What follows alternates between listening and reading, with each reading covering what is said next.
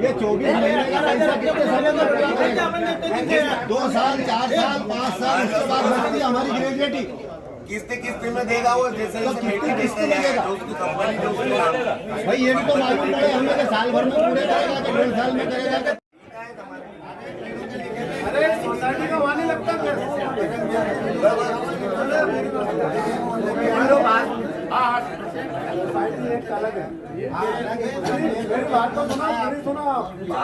इनको भी माना ना, वकील ने बोल दिया जो कागज से लेके मिल फैक्ट्री में खड़े श्रमिक भी खड़े, काफी लंबे समय से कंपनी बंद थी।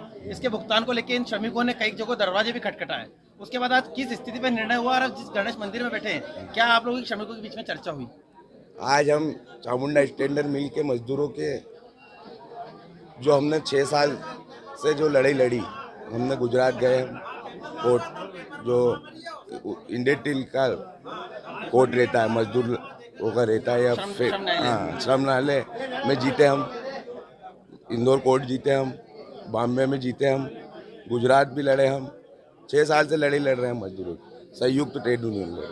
इस लड़ाई के बाद आज इस स्थिति में बैठे आप, क्या निष्कर्ष निकला है? अभी ये निष्कर्ष निकला है कि भरूच की उनकी कोई संपत्ति बिकी है, उसका पैसा आया है, तो जो बॉम्बे उच्च न्यायालय है वहाँ मजिस्ट्रेट लेवल के व्यक्ति को नियुक्त किया इसमें लिक्विडेटर हमारे, तो वो पार्ट में पैसे दे रहे हैं जैसे जैसे संपत्ति बिकी। यहाँ का तो अभी कुछ बिका नहीं, फिर भी मजदूरों के लड़े हम वहाँ लड़े, तो वो यहाँ भी पैसा पहुँचा रही है वहाँ से।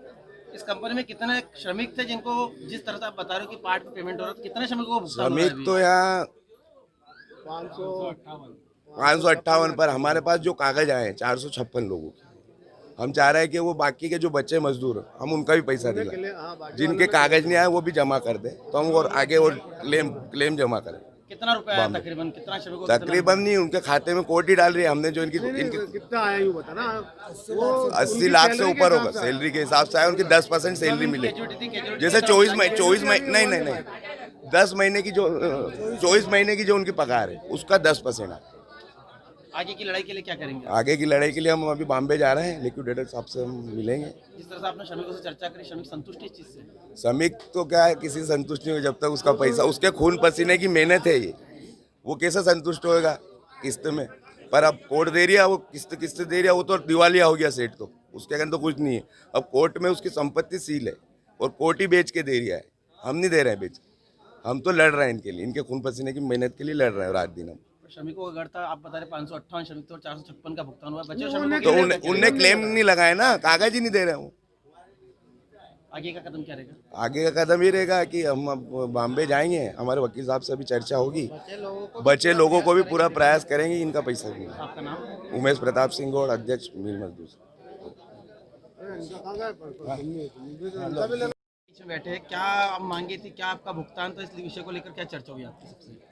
हम Indore high court, Bombay high court और इसके बाद बार बार बम्बई जाते रहे, गुजरात भी गए हम, और इसके बाद जो भी लड़ी हमने मजदूरों की, वो इनके भविष्य के लिए लड़ी, और आगे भी जिन मजदूरों को पैसा नहीं मिला उसको भी दिलाने की भरपूर कोशिश करेंगे। और अभी जो ये पेमेंट मिली है 24 महीने की पगार में से 10% मिल रही है। आशा है, आपको ऐसा विश्वास है कि बचाओ पैसा भी आपका मिलेगा? मेरे को पूरा विश्वास है, मैं गणपति मंदिर में हूँ कि मजदूर का एक पैसा दिलाएंगे हम, वो लड़ाई लड़ते रहेंगे। अब यही बोला जा सकता है कि आज श्री गणेश हो गया, बचे भुगतान का पूरा बिल्कुल, आज श्री गणेश हो गया, जो भी बचा हुआ पैसा उसका पूरा भुगतान कराएंगे हम सेठ से लड़के। मैं विष्णु वर्मा, टेक्सटाइल यूनियन अध्यक्ष। मनोहर तिवारी। ये क्या केस लगा है, सब मेरे साथी लोगों ने बताया। ये क्या पार्ट में ही, मतलब इंस्टॉलमेंट में पैसा मिलेगा है, जैसी जैसी संपत्ति बिकती जाएगी। देखो, उसका ये कोर्ट के डिसाइड होगा, जिस तरीके से संपत्ति बिकती जाएगी उस हिसाब से पैसा मिलता जाएगा। उसका ये निर्धारण भी वो कोर्ट ही करता है। पहले हाईकोर्ट में केस लगाया था, बाद में 2016 में कुछ केंद्र सरकार ने नियम परिवर्तन कर दिया।